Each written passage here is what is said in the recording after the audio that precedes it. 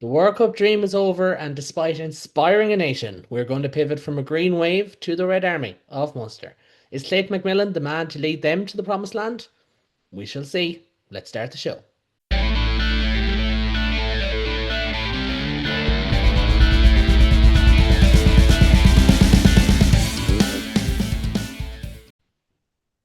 Hello and welcome to the latest episode of the Interpro Show, your home for all things Irish rugby from across the professional and amateur men's and women's game in Ireland. I'm your host, Caolán Scully, and I'm joined again by our Irish rugby A, B, C, and D, if you include me, Adam, Ben, David. Gentlemen, you're all very welcome back on. We'll skip the pleasantries. We've a lot to get into, a lot of decisions and talking points from the rugby that actually took place the weekend because, as we know, Ireland fell at the quarter-final hurdle yet again, this time in Rugby World Cup 2025. France, the victors, and to the victors go the spoils. And David, I'm going to start with you because this might be the ultimate gut punch because this was a 13-0 half-time lead, a tactical game plan executed to perfection. RT were saying, and they were right. Bernard Jackman was the one saying that. But geez, if there was ever a way for the rugby gods to conspire to hand Ireland a loss, they had the work cut out for themselves. But they managed it. They really dug in there, even with their teeth. Yeah, it was I mean, gosh, for what a match. It was, for a game that we went into, I don't know, I don't want to say we didn't have any expectations, but like getting to the quarterfinal was where we wanted to be. We managed to get there. We hadn't come out of the pool with the win over New Zealand, so we were up against France. It's been a few years since Ireland got the better of France in the Six Nations. I know we were going out with the intention of beating them, I think, down in Cork. So, it was a bit of cautious optimism. And after that first half, God, expectations, it's the hope that really kills you. It was such a good performance. I mean, it was so good. It was kind of almost unbelievable that we had this incredible lead built out. We seemed to be more than capable of not only holding our own but holding France down and giving them nothing to breathe. We had the chance just at the end of the first half to extend the lead, and God, it's the things you end up regretting not pulling off that will really sit with you. But you know, to France's credit, I think coming out of that first half, it would have been a lot for any country to keep their heads and to keep fighting back. And I think that's always something that's important to remember. As we are an Irish podcast, we're always going to favor the Irish team, but you've got to give credit to a team who um didn't take a poor first half lying down and came back and scored 18 unanswered points. There's a lot to be said about things that should have happened, and I'll go into them in a second. But the fact that those 18 points were unanswered, one way or another, building a 13-point lead in the first half is great. Not scoring anything in the second half is really not something you can afford to do in a match like that. And while there is a world in which Ireland could have grounded out and kept the scoreline. Realistically, you have to keep scoring. And I'm a big believer in you control what you control, and scoring is what Ireland could have done to give themselves the best chance of winning, and they didn't do that in the second half.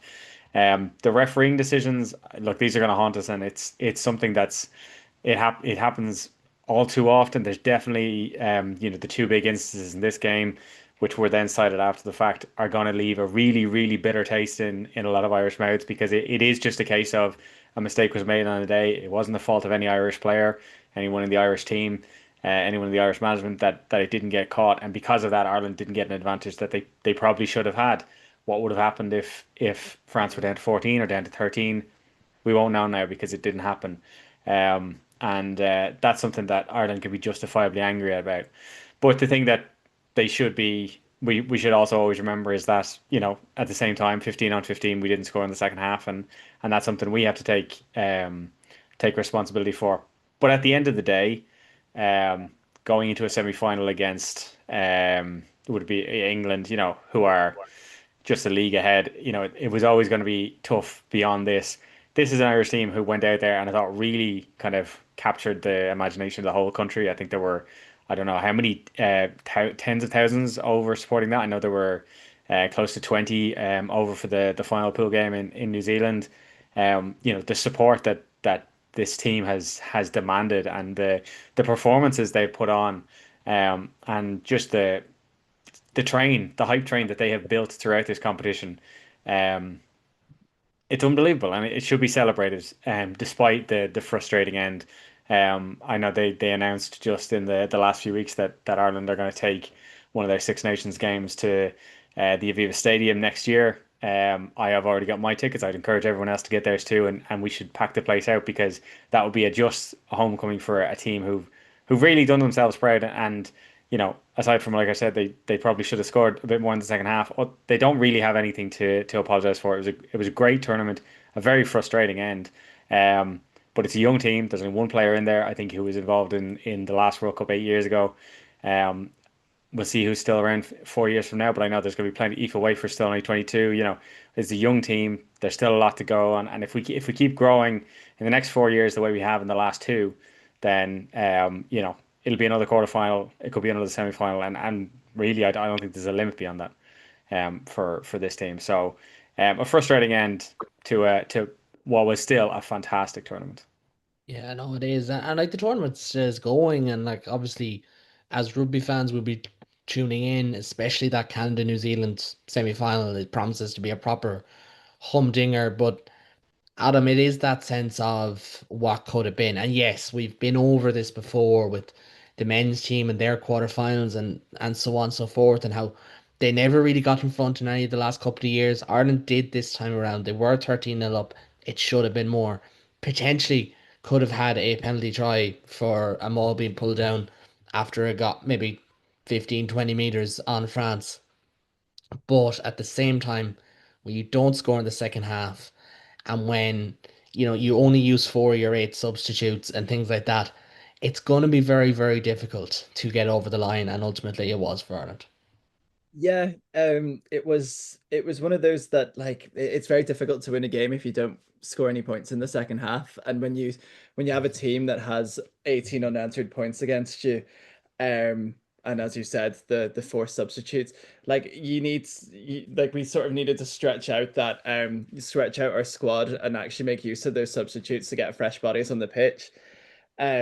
But as sort of like David said, it's just projected like this World Cup um will be this is sort of like a little stain on such a great and progressive World Cup for everyone, I feel.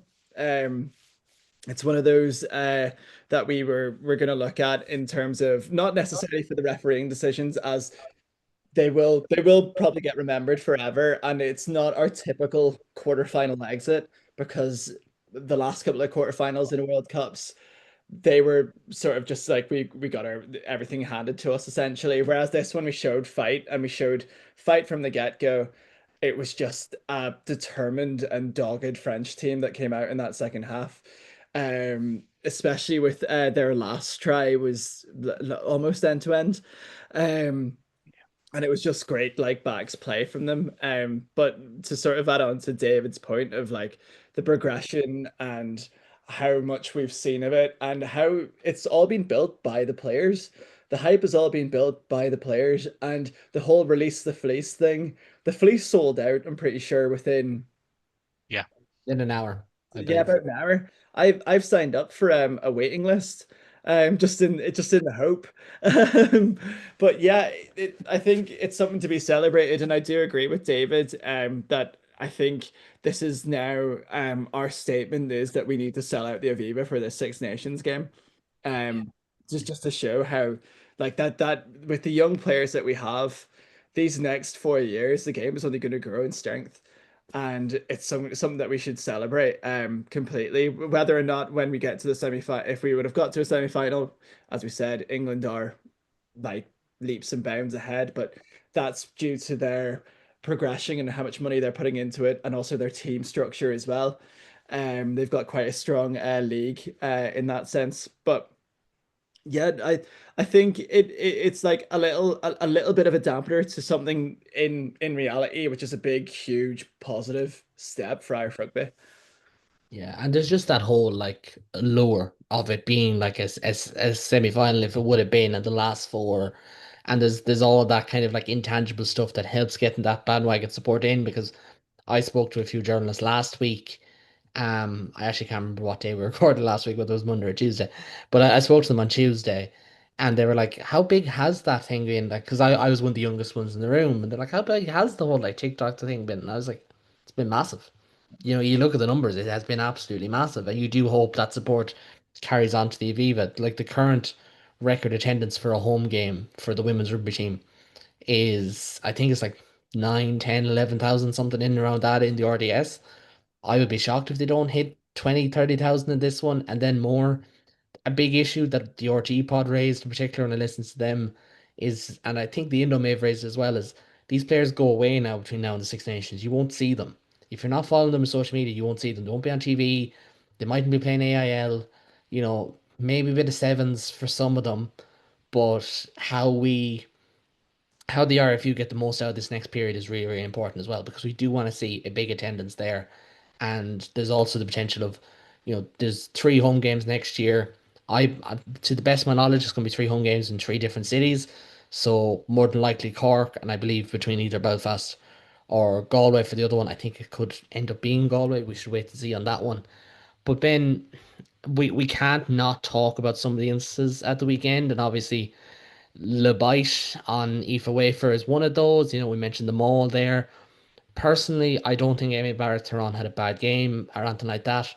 But as I kind of said to you before we hit record, it just feels like this game is getting more and more complicated to officiate because there's so many changes, and it's just at the stage now where you have games like these where it just spirals out of control, and you're looking upstairs to the TMO, but the TMO is being told don't come in, and where do you go from there? Because quite frankly, and I mean this is the greatest respect in the world to these paid professional referees, some of the cleanest officiated games you will see are AIL and junior rugby at the Yeah. moment because they know exactly where they stand.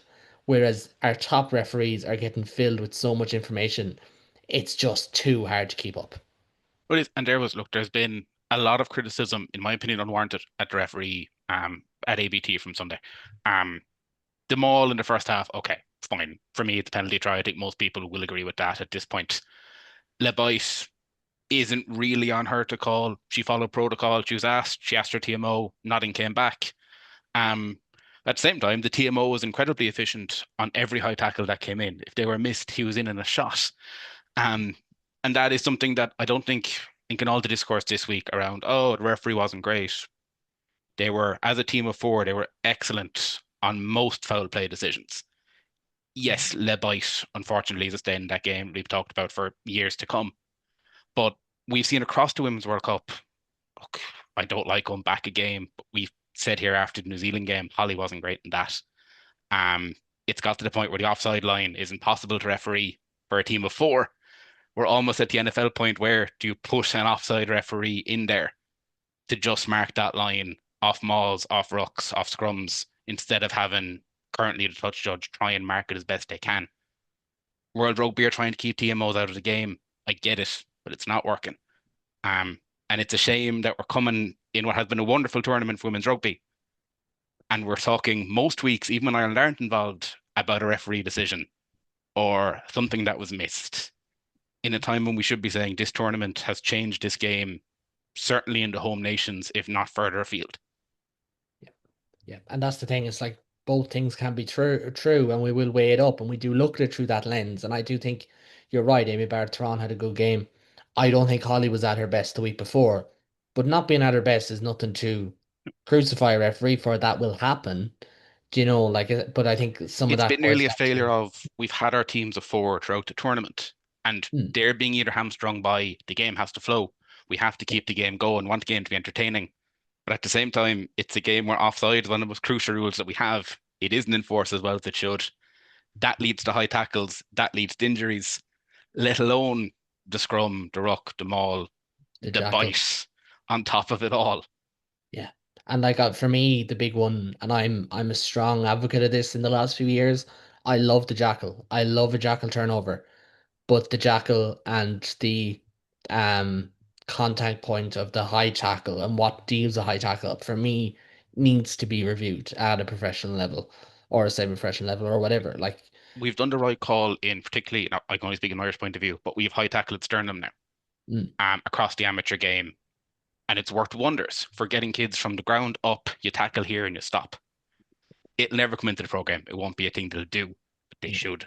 Even though it's a better product. Yeah. AIL and Junior Rugby is a better Well, product. you can But offload anyways, like that. It's tremendous to watch. yeah, it really is. But anyways, we'll have loads of time. We'll probably get into that at some stage later on the season, because I'm sure there will be some instances that will affect some province and we will be up in arms. And I'm not going to say which one, but more than likely, because this is what happens, it'll be Munster or Ulster that will feel aggrieved. Not because they're an area of the country that always feel aggrieved, but because somehow Murphy's Law will always kick in rugby. But you never know. Maybe it won't be. But speaking of the devil, or speaking of the Red Army, that's where we're going to go to next, because Munster have a new head coach in charge, Clayton McMillan. You can get the thoughts of outside people from the likes of you, Griffin, and so on the United Rugby Rewind, who is very high on McMillan. He took the Chiefs to 3 straight Super Rugby finals, having been in the doldrums after the Warren Gatland era. But Adam, before we get on to the new man in charge at Munster, last year was such a roller coaster. You covered the back end of that for United Rugby Rewind, and it was just so fittingly Munster, because they started the season hoping to kick on. They lost their coach. They had an injury crisis. They kicked on the back end of the season, and they should have got to a semi-final, but it went to a penalty shootout, which remarkably is the second time in the club's history. So wonderfully Munster last year, wasn't it? It was really Munster last season. It was such a topsy-turvy season with 9 wins and 9 losses. And I'm looking through some of like the last season's results, and I'm thinking there was like a couple of like you started the season off with a win against Connacht, and then you lost against Zebra in the second round, and that was almost like the polar opposite of how your season was going to go, because then um as I say that, it was like 23-0 against Ospreys. Then you had uh, 3 straight losses against Leinster, and then you had the South Africa tour. But yeah, like Munster had that season where you've had, in typical Munster fashion, Munster fans always had that hope because of that semi-final and that penalty shootout. It was like Tales of Toulouse gone by. It was one of those, it was probably one of the most interesting games to watch, like, because I'm an Irish fan, of course I'm going to support one of the Irish provinces, but the wink and all happened as well. Can you believe that was last year? Can you believe that was last It year? I feels like a can't believe decade that was last ago. That this I can't season. believe that was last season. Like, do you know what I mean? Like Munster's season was one, like it was a memorable one for the right and wrong reasons. That sort of 9 wins, 9 losses, and the way that East went out, with a new coach coming in, at least there's going to be a shining light here. With McQuillan, yeah. Uh, McMillan, yeah. McMillan, yeah, sorry. Coming in, like there is a shining light there for Munster, and there is hope there. But yeah, from last season, the only way is up, I'd say, for Munster. I'd say I think yous are gonna outperform yourself from last year, which for Munster standards, I don't think is that hard. And you've also got a nice wee game against Argentina midway through the season, which I'm very jealous about. Yeah, that's true. Yeah. And like that's one of the things about, Munster. They'll have these kind of games where, and like Porky Queeve as well for Europe, which I'm sure we'll have loads to discuss when that comes around. But Ben, I'll just come to you before we kind of get into the nitty-gritty, because as Adam kind of said, it feels like Munster can't hit a lower ebb, but at the same time, they finished what, sixth last year, maybe fifth. There was a couple of games there where they really shouldn't have dropped them, and yeah, like it just felt like, well, of course they are. That's the way the season has gone. But also Yeah, at the and look, same time, it wasn't awful. They did win in La Rochelle, and it was just that mixed bag. But now McMillan's in there, and he's such a cultural presence, an aura type presence, an incredibly big man, I should say. Like, I'm pretty sure you could put me and Adam in the same trench coat, and he'd still be bigger than us. Like, he is huge, but it does feel like this fresh start. And we might talk about the book a little bit later on. We might not. I don't know. But it does feel like for the first time, probably since Razzie came in, that there's an air of fresh start about Munster, which is a long time coming. it is. And like, again, Adam said fresh air, you say fresh start yourself. This year's huge for the province, the organisation. We've had turnover of players. 3 of the more senior players are gone in the past 2 years. Pam gone, Murray gone, Earlsey gone 2 years ago, Zebo gone 2 years ago. Like, there is a gap to fill. They've got the right coach in. You say McMillan, you see him walking around Castle Troy. The man takes up the full curb. Like, he is massive. There's an aura around him that I think the club has needed. You say Razzie, Roundtree came in, had that as well. Roundtree had that level of, this is my club, I get this club. And we all saw what happened in his first year. He came in, he won games we probably shouldn't have won. URC was won. Fine, wheels came off a little bit. But Munster every year, we start really well. We get some injuries. We go to South Africa, things fall away. We go to Croke Park, things fall away. And yet we somehow end up skin of our teeth losing a URC quarter-final. Functioning line out, we beat Bordeaux, and I'll get hounded in the comments for saying this, but we do. We beat Bordeaux in that quarter-final. If the line out works and we have a right crack after losing that semi. We'll get to depth chart, we'll get to fixtures, but I'm not unconfident. And for the interest of fairness, because we live in a democratic state here in Ireland, I'm going to bring in David Cordial now, who I'm sure will tell us that we are all wrong. I'm joking, David. You can say whatever you like, however positive, however negative. I don't mind. But as the lads kind of summed up there, it is this weird zone for Munster, and I don't think any other province is in it, where it does feel like such a fresh start, but also such a promising position. Because if Munster went to finish second in the URC this season, you wouldn't be surprised. And yet, if they finish seventh, you also wouldn't be surprised. Do you know that kind of weird way? Yeah, I mean, I think in a way it's a testament to the league. Like, up until the last round last season, we weren't 100% sure who was going to finish where. Munster, ended up almost winning a quarterfinal, but could as easily not have made a quarterfinal. It's I don't know, to a degree, Munster are a team overburdened by the weight of history in that they've got the biggest brand in Irish rugby. They have the halcyon days of the Heineken Cup wins in their past, but particularly with Peter O'Mahony, Keith Earls, Simon Zebo, Conor Murray all retiring, those days are they're a long time ago. It's almost 20 years ago. And that's not to say it's not something they should aspire to. I know O'Mahony certainly would have liked to make it back to a European final. And there were years where it was possible, but as a Leinster fan, you don't always have to grade yourself against the very, very top possible achievement. And this is a year where they have a new coach come in. There's obviously the bit of the struggle losing Graham Rowntree. They have some new recruitment, but they have a solid team. They have a solid core, particularly the half-back pairing. At the moment, it's not clear who's ahead of who in the 10 shirt for Ireland, but like Jack Crowley led Ireland to a Six Nations championship in his first season in the 10 shirt. Craig Casey is very firm, passed out Conor Murray at test level by the time Murray retired. He's firmly on James Gibson Park's heels. Um, you know, with that in the centre of your team, there's loads of stuff you can do. They've recruited well in terms of bringing Lee Barron and Michael Milne in terms of bringing Dan Kelly in. Um, it should be a good year to be a Munster fan.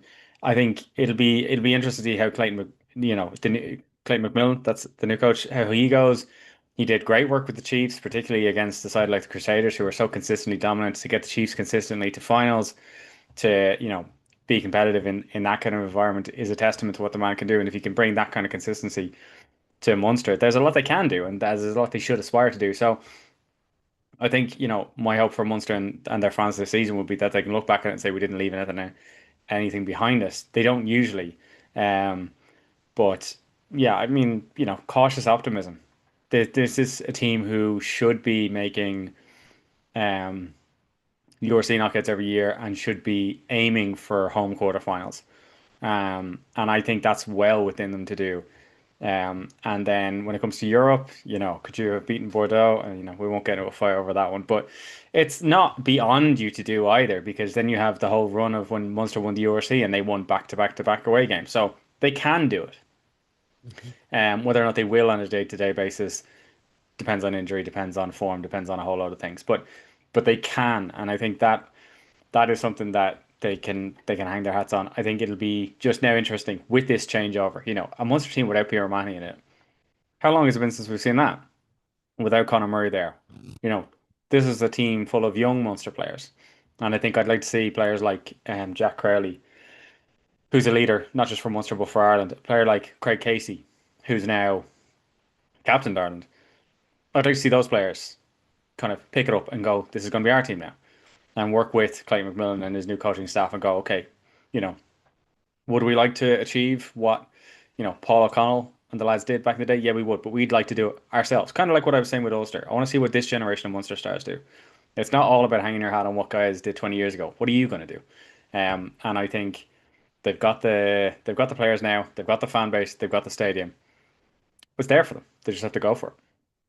Well, thanks, David. I was just thinking to myself, it's not 20 years ago, and then I realized, oh shit, it's 20 years in May since the first Heineken Cup victory. But if they are going to do it, they are going to do it on their own terms and with their own leaders. And Ben, I have to start with you, of course, as our resident Munster fan here with this depth chart, and it looks pretty strong. As we said, kind of similar to Ulster. That first layer, really, really good. Second layer, and also a lot of good academy talent as well.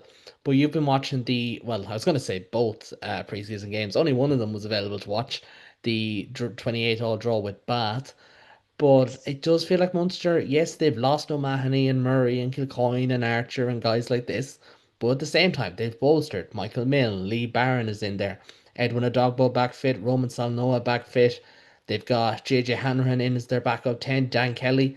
It's still a pretty good squad. That's before you get into, the young players like your Ruan Quinns, your Evan O'Connells and so forth. So just take us through this Munster depth chart and where you think it's at. I mean, first of all, I'm glad Dave made the point that, the old guard is gone. It's time for this group of Munster lads who are all relatively young to stand up and say, this is our club now. We're winning trophies. We're not afraid of anyone. It's what you want to see happen. Like front row, again, I've said this to you, it's nearly a three-coin flip between the three, Jeremy, Milne and Josh Wycherley. Wycherley has played European games, done very well. Michael Milne came down from Leinster, looks like one of the best props in the country already. Jeremy Loughman, we all know what he can do. He's excellent. He's as solid as you're going to get in the scrum. Hooker can only get better, I think, based on last season. Lee Barron came down in the very brief time we saw him. He looks excellent. Dermot Barron, again, not that far behind him. I think his throwing needs a bit of work, but look, he'll get there. And then there's Scannell, who will never, ever have a bad game for you. Jaeger, Salanoa, I've said this during the week, I think Salanoa starts when he's fit. I think if we can get Salanoa fit and get Salanoa scrummaging, he's a monster. Jaeger will hopefully be away at Irish camp. I think he deserves another shot, whether he gets it or not. Very different story. But like look, Munster second row. Why are you not excited about there? John Klein, Tyke Byrne, Edwin Dogbuff, and Wycherley, Evan O'Connell. Ruan Quinn could get a run in second row as well. Excellent when he does. And then you've got your back row, Tom Ahern, John Hodnett, Gavin Coombs. Does Kildellen get in? Possibly over Coombs, possibly over Hearn. Brian Gleeson, very much on Coombs' back. Gleeson should be looking to start some of the Six Nations games at least. And then, as Dave said, look, you got the halfback pair. I'll pause you there. Crowley. I'll pause you there, Ben, just for a quick second, because before we get into the back line, like it is two layers, third layers in some spots is really, really strong for Munster. Yeah, they're probably a little bit light in second row depth and things like that. But as you said, like, or sorry, not as you said, but like there is a lot of talent there, but there's a power element. Mill, Salanoa, Jaeger, Klein, Dogbo, Ahern, Coombs, Gleeson, Quinn for a lad of his age is quite powerful. It does Bring feel in like if either Wycherley Munster, on top of that as well, then you just have power. yeah, like start of the season, Finian Wycherley always looks jacked. To his credit, he's a much bigger man than me. I'm not making fun of him at all, but like if Munster are to play a more Chiefs brand of rugby, that they kind of have the tools there. Like Ruan Quinn, not the tallest big man, and like so on and so forth. And yes, power isn't everything, but it does feel like they have a little bit more than what they would have had before, where you're relying on, say, a Stephen Archer and a Niall Scannell, and you mightn't have Klein in there, and it just starts to get a little bit weaker, for example. Like, it is excellent. We can look at it and say, out of that first line, say we lose everyone in green plus John Klein and Ty Brown at national window comes up. You're looking at that second chart of Milne, Barnes, Noah, Dogbo, Wycherley, Jack O'Donoghue, Kindellan, and Gleeson, and you're not concerned for 90% of URC games. The power stays. The experience, while not being test experience, is still there in numbers. And even if you drop one line back, O'Connell, Quinn, John Royal, and Scannell, Wycherley, Shauna Dogbo, we've depth that we haven't had for a very long time. We've experience there we haven't had for an incredibly long time. Bring in the way we assume McMillan's going to play, which is going to be on ball, on ball with a heavy kicking element. We've a pack there to do it. We've packed there taking any team in Europe. Yeah, definitely. And moving into that backline then, obviously Casey Crowley need no introduction. You've got the likes of Shane Daly's back fit as well, which is really important because he can slot in across the backline. Someone who impressed me watching that game during the week was Gordon Wood. His brother Tom Wood is also there in the backline. And I'll throw it up to share screen in just a minute. But again, it does feel like Munster have bolstered. And like Dan Kelly there, you could look at him and say, well, he only won one England cap and he was kind of in now the Leicester team. But there's a lot of talent there. He's someone the RFU have wanted to bring in. And they're the signings that we're always crying out for, guys who are ready. They can go and they can play for Ireland. They're not taken away from your dispensation. And again, like for a lad of his age, same age as Jack Crowley, but very, very experienced. And like that Munster backline, they were no slouches last year, so there's no reason to assume they will be this year. No, Munster backline are, again, as good as we've had in a very long time. Kilgallen, if he's fit, him and Daly will have a battle for that 11 shirt. At the minute, it's very difficult to know who gets it week one, everyone being fit. Nank, with Kelly behind him, might actually get a week or two off without being sin bin this year, which will be excellent because he plays every minute. Tom Farrell, Sean O'Brien, you're not really losing an awful lot if you take a step back with Jean O'Leary Kareem behind him. If Jean gets minutes, he's going to impress everyone. He's going to be a superstar. Calvin Nash, Shea McCarthy were a bit weak behind Calvin. Shea is very good. He was very good against Bath. I'm not sure I'd be starting him in European games, whereas I wouldn't have any issue with Daly, Kelly, or O'Brien stepping in against Gloucester, for example. And then a fullback, I know we've Dick here starting in that, but Mike Haley, if he does what he did against Bath all season, if he gets back to his proper form again, Haley should be pushing for Irish camp, let alone just starting 15 for Munster. Yeah, and look, Mike Haley never let you down. I know he's probably lost that turn of pace that maybe would attract you to Abrahams or Daly more so, but still a very confident bits player. Like, you have Ben O'Connor just behind him. Like Mm. Ben O'Connor, there's an argument made, and people from a certain county of Munster will make the argument he should probably be starting in that 15 shirt. We won't say which county, and we won't say which sport that is either. But Adam or David, whichever you want to jump in there. When we look through that side, and same with Munster, you look at like the academy players, and you're like, geez, some of Ireland's best under 20 players the last couple of years are coming out of Munster and Ulster. And this isn't a slight, this isn't to cause friction or anything like that. But like Tom Wood had a great World Cup. Michael Foy was brilliant.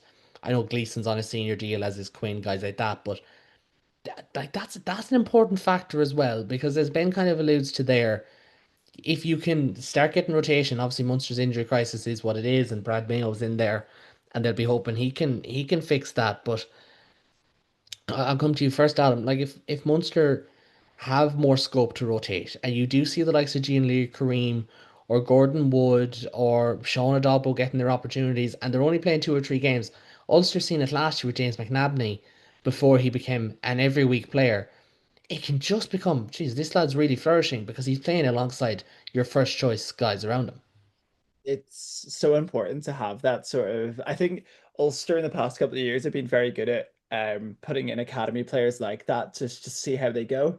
Bearing in mind it's probably due to injury that they do start, but when an injury presents itself, it's somebody like Sean and Dogbo who's going to step up and make that name for himself. Like it is sad to see players get injured, but then academy players, like the ones that you've listed, like James McNabney, there's ones that are like that they're hungry for spots, and then they will become your your new you've lost so many, so you need like that sort of mental filled you've lost Murray. You need that mantle filled. Well, you've got that mantle filled with Craig Casey, but you need another one to start knocking on Casey's door now as well, because rugby is one of those sports where you're always going to get injuries. You're never going to have that first team on that. Ideally, you'd have most of them, bar an exception of about three or four, um, at most, I would say. That's when the academy comes in, and Munster have that really strong academy, much like ourselves, much like Leinster. Connacht as well is starting to flourish in that producing players as well. You know, you just need those academy players to be hungry for it, and they are going to be hungry for it because they've been in a pretty good under 20s Ireland squad, and they're going to try and push forward to get into that senior Irish squad as well. Yeah, definitely. And David, I'm going to bring you in here to do our fixtures chat. I know, you've done a great job of it so far, but when we look at the season as a block, obviously Munster have that extra game in block one with that friendly against Argentina, but also it's kind of, it's not a bad start there. Cardiff at Edinburgh at home, Stormers at home, Scarlets away. Yeah, you've got two inch pros, they're going to pop up at some stage anyways. But there's also the element of, well, back in 2023, Munster had Scarlets and Cardiff to start, or Cardiff and Dragons to start, and they kind of let that slip through their fingers. So a fast start has been said about Munster for the last 3, 4 years, but this year in particular feels like they mean it. But they also meant it last time out, isn't that it? Yeah, I mean that is the thing, and it can be hard to know coming into the start of the season how you're actually gonna be firing. You know, Munster and even my own Leinster have faced some uh, rocky starts in the preseason games. Those are often with very, very, very mixed teams. So it's not always particularly indicative of what's going to come next. So it'll be very interesting to see, particularly with the new coach, how they come out of the blocks firing at the start of the season. I've kind of broken it down kind of time wise. It's a very fractured season just because of I'm just going to go through the URC first anyway. Because of international windows, because of Europe, the way it's structured is quite broken up. So they have a block of 1 to 5 at the start there. I think they should realistically be targeting at least 3 wins out of that block. They have it in them to win four. The Leinster away game will be tough. It always is. But I think it'll still be one. Munster aren't really a team to throw matches, and I don't anticipate they will there either. It'll be a very important opportunity, I think, for players like Casey and Crowley, possibly Hodnett and Coombs, to make arguments for their inclusion in the November series that's coming up there as well. So I think that'll be a big game for them. But I think realistically, they're looking at they should be looking at 3 to 4 wins out of that. They have that game against the Stormers that kind of sits by itself a little bit in at the end of November there, after the Autumn Nations, but before the Champions Cup. That's a home win that I think it should be against Stormers. They're a good team, but Munster in Thomond, um, I think that's in Thomond anyway. Yeah, it is. Should be targeting that one there. Then they have the 7 to 9 block from December through to the start of January. That's a tough run. It's Ospreys away, not always the toughest team, but they have shown a little. They did show a little bit more last season. It will be away from home. It Dunraven Brewery Field, great name for a stadium. So that'll be an interesting one there. Then they have Leinster at home. They would obviously always fancy themselves in Thomond, but it's a fixture that Leinster have given them a lot of trouble in over the last few seasons. Then up to Ulster away. Again, they would hope to win that. Ulster at home would hope to win that. So they could pick up another win. In that block.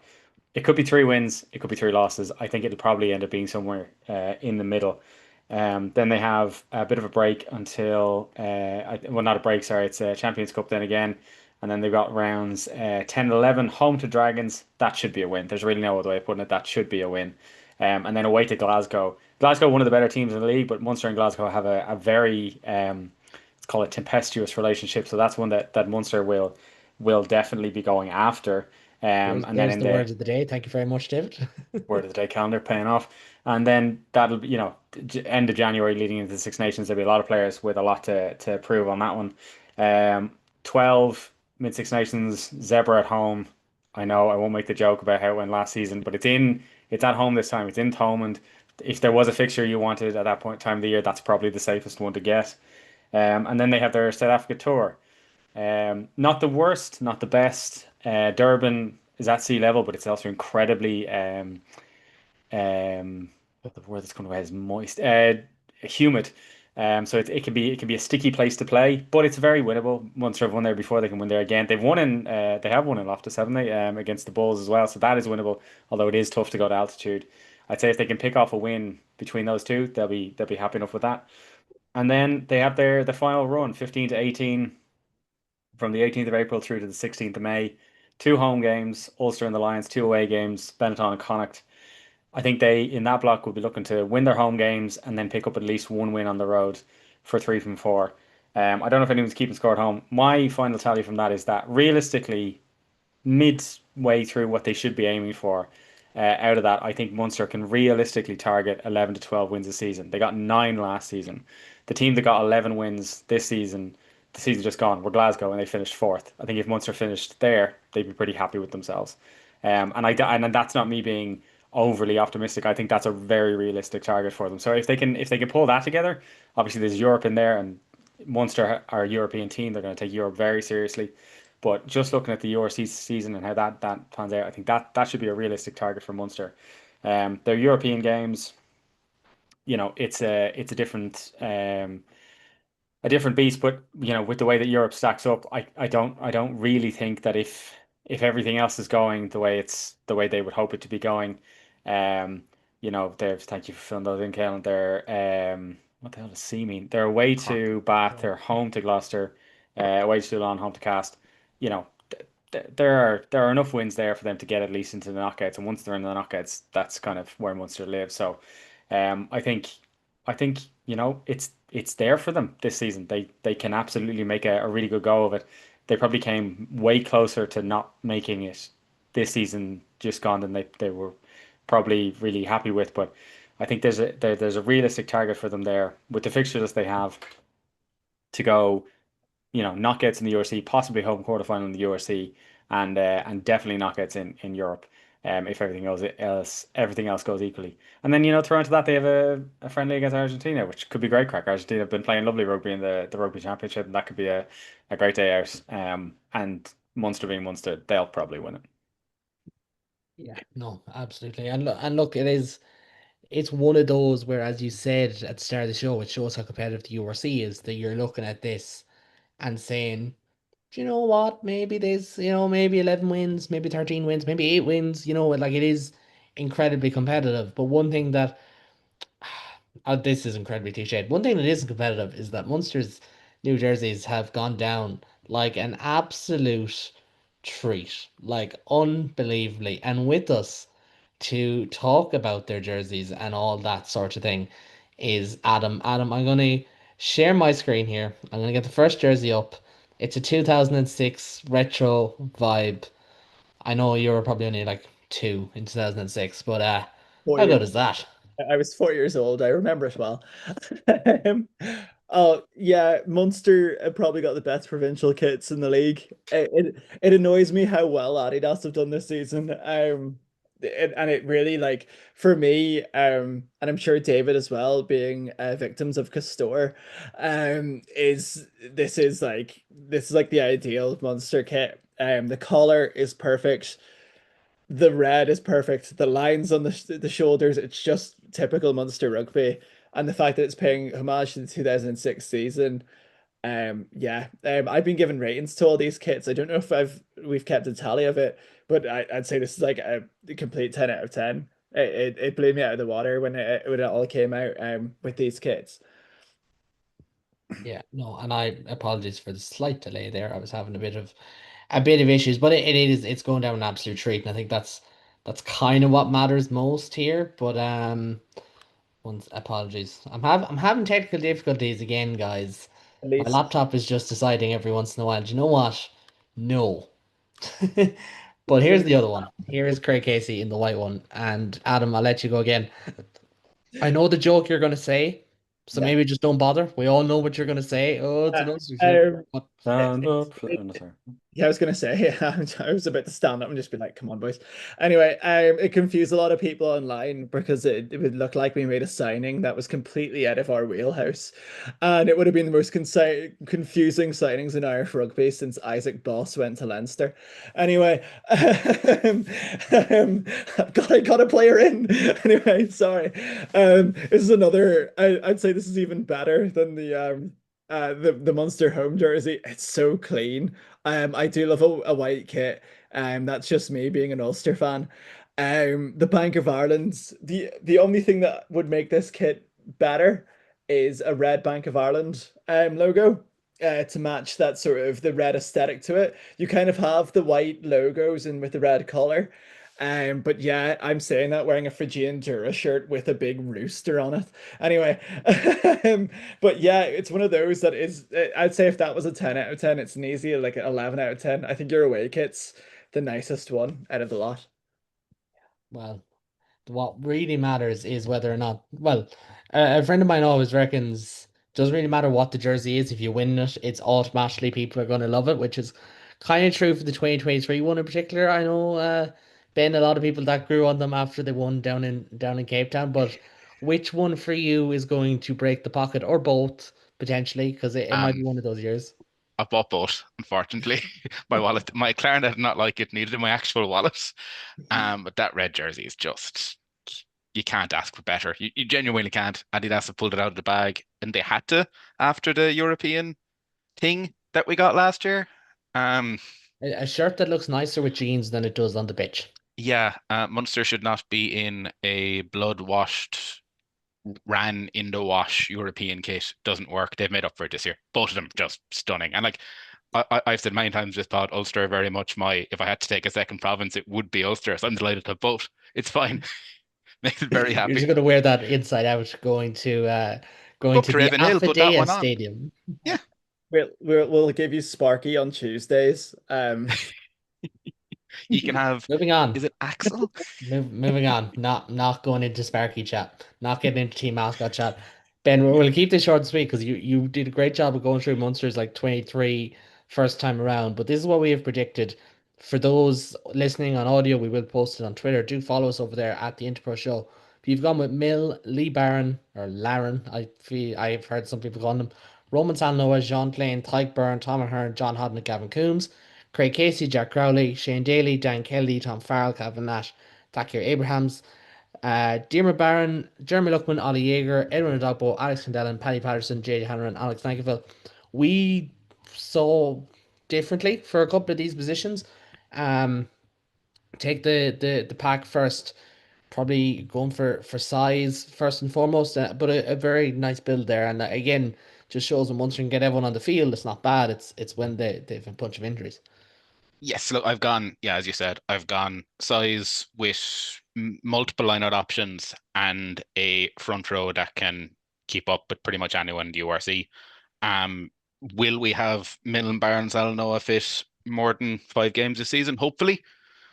If we do, that is what I would go with. Again, I said this to you many times, but I would swap.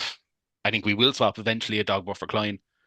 If a Dogbo can stay fit, he's guaranteed starter in my book every single time, and then that back three picks itself. Her and Hodden Coombs every single week.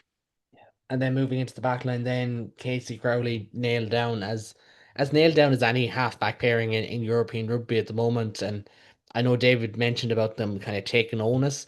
Really feels like they have when you kind of, if you see the lads interacting with fans or whatever, it's great to see like Craig has kind of stepped into that Simon Zebo mold of being the guy that everyone loves and he loves to speak to everyone. But then you've gone with Shane Daly, Dan Kelly, and Takir Abrahams in that back line. Alex Langfeld on the bench, JJ Hanrahan on the bench. I Yeah. assume you're kind of looking at that and thinking there'll be a lot of rotation and mix and match and horses for courses here.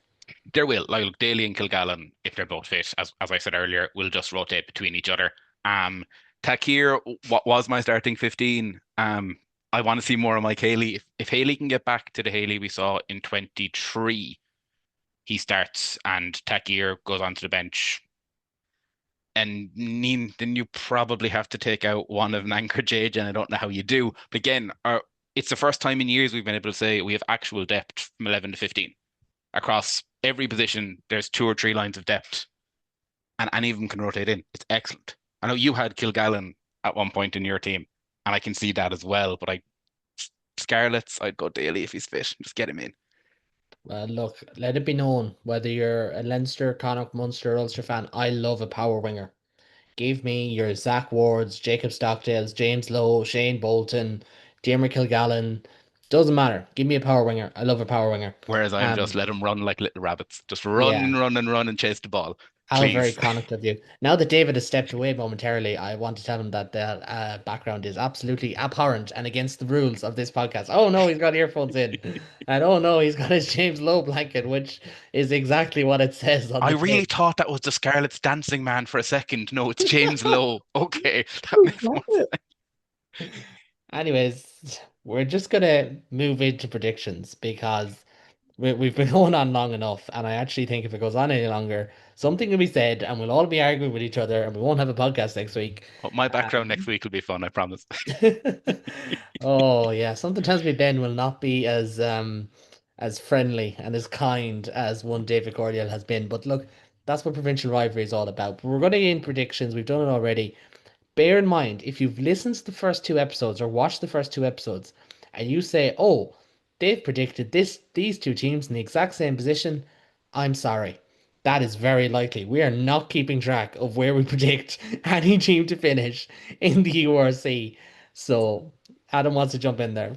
Sorry, if you watch United Rugby Rewind, I might have predicted Connacht at 8, but then in reality, I got in all the other teams and predicted them 12th.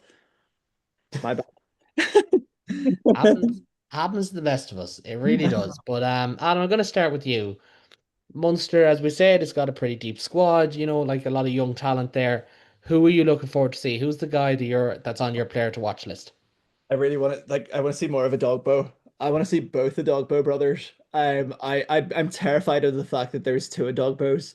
You're gonna let me know that there's a third Dogbo coming, I swear, but No, it's gonna not be that I know of. a flashy fly half. Do you know what I mean? Like there's always like 2 big fellas and a flashy fly half. It always is in families. Look at the Barretts. But I'm really excited to see a Dogbo. I think he's gonna really push for the Ireland spot. I think we need like a big brute in second row. Like in his mold completely. I'm really excited to see how he progresses. And I'm also excited when you put up the graphic of Dan Kelly and Tom Farrell in that centre partnership. That's a pretty tasty looking center partnership in terms of size and power. That like I would be excited to see that as well work this season. Yeah. David, I'll come to you next. Is there any Munster player or players that you're like, do you know what? That's a guy I would pay to watch in Crow Park because we gotta work together here and sell tickets for that one, guys. That's for you, David. Sorry. Yeah, I was taking a drink from my Lions brand water bottle. I Did you get that in what is now the Oasis shop? it's not even the Oasis shop anymore. That ship has sailed too. They're gutting it again. I don't know what's Oh, going in there jeez. now. You know what? Like he had a fantastic season last season, but I think I just really enjoyed watching Tom Farrell all last season, and if he keeps playing that way, I'll really enjoy watching him play all this season.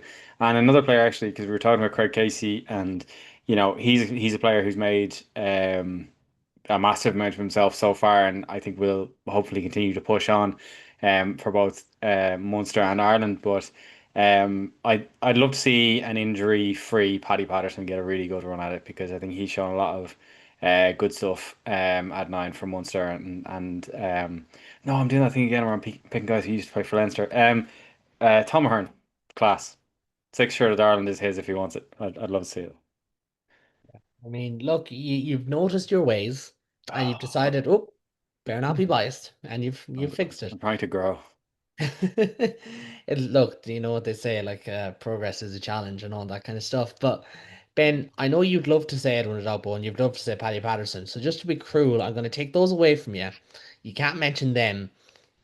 I Go was on. about to say I'm so glad Dave said Patterson because he's my favorite import. He's excellent. I'm really excited to see Sal Noah. I really hope he gets a run in his fit because he has all the potential in the world. The small things we've seen of him, he's a monster. in pre-season, he looks like a monster. I've seen reports from guys from Castle Island today who are like he scrummages like a man who hasn't scrummaged for 2 years. A man who cannot wait to get behind the scrum machine again. That didn't sound like a compliment. I'm just No, gonna it is. say. It's a compliment. It's a man who cannot wait to scrum against some big beefy men and send them going backwards. And I cannot wait to see more of it. Yeah, potentially. Well, in all fairness, it should be said, like Munster's scrum against Bath was really good the other night with Jaeger and Lookman across from each other. But And like, I oh, don't think he'll play every game, but when he does, he's all the potential in the world. And I have to Edwin a Dogbo. Edwin a Dogbo. I'm yeah, so excited to see Edwin a Dogbo. if whatever about Dogbo is one that we're all excited to see. But Salno could be a real bull around the field if he gets going. But predictions then. I'll go with you first, Ben. We'll go back around. URC, where do you see Munster finishing? Top four, probably fourth, would like us to push for third. I think Dave's right. 11, 12 wins is actually an attainable goal. If we get that, we get fourth. We get a bit of luck, second or third. Yeah, I think fourth is reasonable and should be the minimum expectation for this Munster team. And then semi-final. Europe, I think, will win 3 out of 4 of the group games. URC will lose semi-final. Yeah, we'll get to semi-final and get knocked out from there. I think we'd either lose in the Aviva or lose in Loftus, unfortunately. Champions Cup, we win 3 out of 4 group games, probably lose to Bat, and ideally make a semi-final. Again, semi-final in both. Yeah, that wouldn't be bad. I mean, Munster fans have just been crying out to get to the last four in Europe for a while now, and especially after the Lars result last year, it does feel like, maybe this time, yes, it's a slightly tougher pool on paper, but at the same time, they've won too long before, you Like know. Bat are the ones that worry me. And it being game one is legitimately a worry. But like there's nothing overly to fear about Toulon. They're good. We've won the Mail 2 years ago. We can win the Mail again in January. It's fine. Yeah. And look, Munster went to Northampton last year and put in probably can I say it, one of the games of the tournament, Munster and Northampton last year in Franklin's Gardens. Just an absolute humdinger of a game. I'm pretty sure I've said that word already so far. That's not great presenting. It's You always need great to have Dave's word of the day synonyms. calendar. I need a word of the day calendar. That's going to be David's Christmas present to me when the time comes. But and it's nothing got to do with the fact that I'm up at 6 o'clock in the morning. But it like look, they will want to make it back to the semi-finals. David, URC in Europe, you predicted 11 to 12 wins. You really went through the calendar there, and I appreciate that. That was really well done. Europe and URC, then if you were to put an end mark on it, maybe it's a double, maybe it's 2 quarterfinal exits. I don't know. Where would you go? I know. I think sticking with my early prediction for the URC, I think if they can get a home uh URC quarterfinal, then they should be in semi-final territory. And then with Munster, I wouldn't be just very Scottish there, wouldn't even be as certain as Ben that they'd go out in a semi-final, because once they get to a semi-final in the URC, it's very winnable from there. So it'll come down to injuries and who they end up facing on the day there. Europe, they will get into the knockouts. That's kind of a foregone conclusion. With the way the tournament's structured, they'll almost certainly get into a quarter final. And, I'd like to see them get to a semi-final again, because I think that's where I feel, even if they don't win from there, that's where Munster feel like they belong. I think that's where a lot of the rest of European rugby feel like Munster belong there. They are a grade of European rugby, and I think to see them get back to a semi final will be good again. So if they're getting to, I think if they can get to a home quarter final in the URC this season, they should be able to get to a semi final in Europe as well. And I think that's what they should be targeting. Yeah, Two well, semi-finals.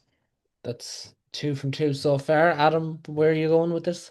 Uh, yeah, so I said fifth on United Rugby, but I would say that fourth or fifth is that sort of sensible mark. I think that home quarterfinal is vital, as David and Ben said, to get up to push on for that semi-final. And David also mentioned as well how once you get to a semi-final of the URC, that's when all of the cards are up in the air. Every single one of those 4 teams could win a trophy there.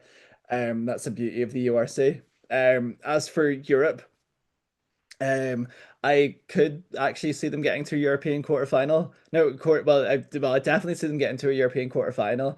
That semi-final also, I'd say, is really achievable for Munster. I think with a new coach, a new setup, It's sort of like looking at that European Cup the Champions Cup pool. It's like life, death, taxes, and Castor Olympic. So that's always I've got a meme for that. I might just throw it up without any comment.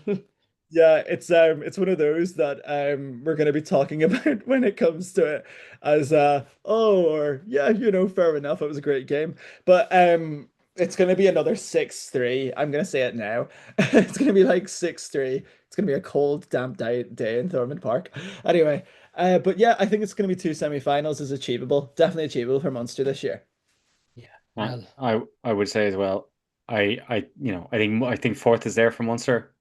The one thing I would really see for the URC as a whole is last season going into the final round, we didn't know who was going to be in the top eight, but we did know who was going to be in the top four. I think it'd be great if those top four weren't certain going into that final round. That'd be great because I think that's where the tournament, like, we're already very competitive. I think we can get even more competitive, and if we had no idea who was going to be where, in going to that final round, that'd be great.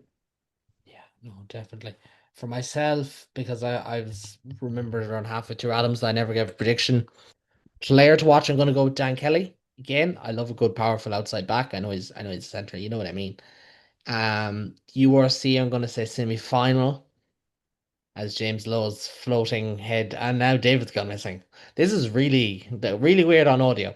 Well, I promise we're more normal on YouTube. But I'm gonna go with Munster. Questionable. I'm gonna go with Munster to make the semi-finals of the URC. I wouldn't hang my hat on it going any further.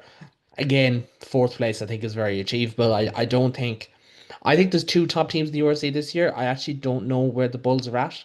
I don't think the Bulls, the Sharks, and the Stormers are teams that you should fear at the moment, like Glasgow and Leinster. Europe, though, I do think there's a couple of teams you should fear, and I think that's a tricky enough pool. If Munster could get 2 wins and get a favourable round of 16 tie, then you never know. I'm going to go quarterfinal there on that one.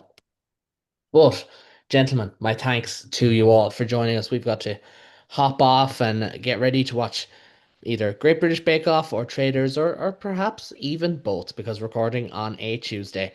But we will leave it at that for tonight. We'll be back next week as our attention turns to, David, you can smile when I say this, the URC champions Leinster and the new season as a whole, because we're only 10 days away.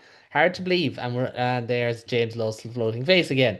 But if you do like what you see or hear, make sure to subscribe. The Global Game Line is absolutely soaring at the moment. So much URC content to come from Ireland, from South Africa, and a United Rugby Rewind show, as Adam and myself have mentioned. Make sure to turn on the little bell icon to be notified whenever the latest show drops. And if you have any questions or thoughts, please do drop them down below. Maybe you think that Ben's '08 jersey is nice. Maybe you want to buy David's, or I should say, maybe you want to buy any of the three merchandise pieces that have been shown on screen. I'm just wearing Abercrombie and Fitch top. It's not for sale, but I think the other three, I think you could bargain with them. But anyways, from myself, Caolán, from Adam, from David, from Ben, until next time, slán go fóill.